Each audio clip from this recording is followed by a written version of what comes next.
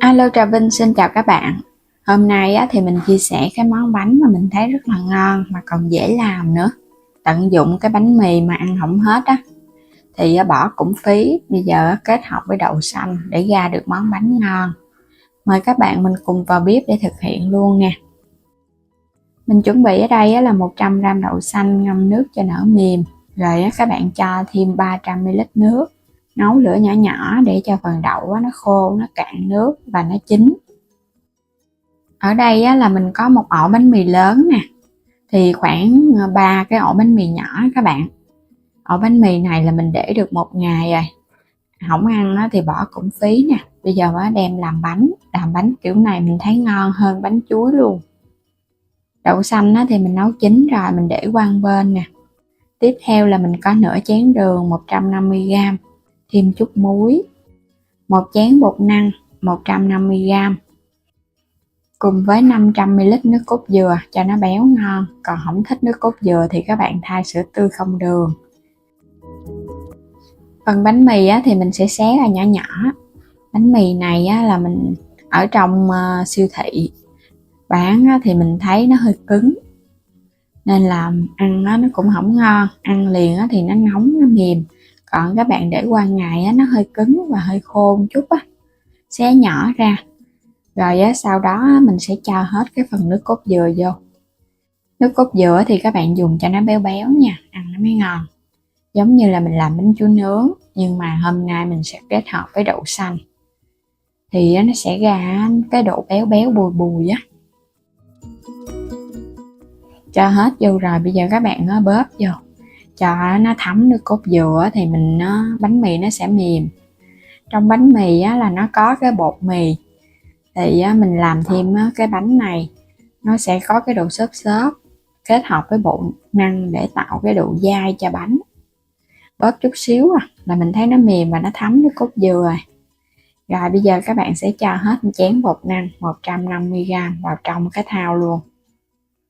Bột năng thì nó dai, bột mì ở trong bánh mì nó đã có men nở đó, nên là hấp lên cái bánh của mình nó sẽ mềm Cứ trộn đều lên cho cái phần bột này nó ngấm đều. Mình bóp cho bột nó quyện đều, nó không có bị ốc trâu nha. Rồi lần lượt thì mình cho muối vô. Tiếp theo là đường nè. Đậu xanh đã chín cũng cho vào luôn. Mình thấy nó hơi đặc nên thêm 100ml nước lọc nữa. Hồi nãy dùng là 500ml nước cốt dừa nên là nó hút hết trơn nước rồi. Cái bột của mình nó bị đặc quá. Cứ trộn đều lên nha. Nếu mà thấy có hơi khô thì các bạn cứ cho thêm chút nước không sao. Mình trộn xong thì cái hỗn hợp nó sẽ sệt sệt vậy nè. Nó đừng có quá đặc, đặc một chút nữa hấp lên nó khô cứng Còn nếu mà nó mềm quá thì cũng không ngon. Mình sẽ nướng bằng chảo ha. Chảo chống dính này mình bán. Em cái góc trái màn hình ở bên dưới có hiện lên cái giỏ hàng, bấm vào để xem, hoặc là xem cái đường link ở phần mô tả. Bơ thực vật mình cho vào trong chảo muỗng cà phê. Quét cái chảo rồi cái mình làm nóng chảo luôn nha. Cho cái chảo của mình nó nóng thì hãy gót bột vô. Có bơ thì cái bánh của mình nó thơm, còn nếu không có thì các bạn thay bằng dầu ăn cũng được, cũng quét làm nóng chảo vậy đó. Dàn đều nó ra cho cái mặt ở bên trên nó hơi phẳng thì cái bánh mình nướng lên nó mới đẹp. Cứ dàn cho nó đều. Để lửa thiệt là nhỏ luôn ha, đậy nắp cho nó có hơi để nó chín kỹ. Trong thời gian nướng thì mình nướng bếp ga, cho nên là các bạn xay cái chảo. Mình nướng cái bánh này khoảng nửa tiếng đồng hồ với lửa thiệt là nhỏ nha, cho bánh nó chín mà nó không khét. Bây giờ các bạn sẽ kiểm tra nha. Mình thấy cái mặt ở bên dưới nó cũng vàng vàng cái cạnh này đó. Sẽ xem coi nó vàng đều chưa thì mình trở về mình nướng thêm một mặt ở bên trên nữa. Wow, ngon quá các bạn ha. Bánh vàng đều luôn nè. Nó thơm dữ lắm luôn. Úp nó qua rồi cái mình nướng thêm một mặt nữa. Có bột bánh mì nên là nó có cái độ xốp. Đậy nắp mình nướng tiếp nha. Tùy theo cái lửa mà các bạn để á, nên là cái thời gian nướng nó cũng khác nhau. Cái bánh này nó dày nên mình nướng từ 30 phút cho đến 40 phút thì nó mới chín. Thơm quá chừng luôn. Xem coi cái mặt ở bên dưới nó vàng chưa. Thì á, mình nhớ xem chừng không thay nó khác á. Mình thấy nó chưa được vàng lắm ha. Đậy nắp lại nướng thêm chút nữa. Bây giờ mình sẽ kiểm tra xem cái mặt ở bên dưới nó vàng chưa nha. Nướng bếp ga thì các bạn chịu khó mình xem chừng. Nếu mà nó vàng đều á, nó chín là được rồi. Nó càng chín vàng thì nó mới thơm á. Đó, ổ bánh của mình đã sẵn sàng rồi nè. Sẽ úp ra ha.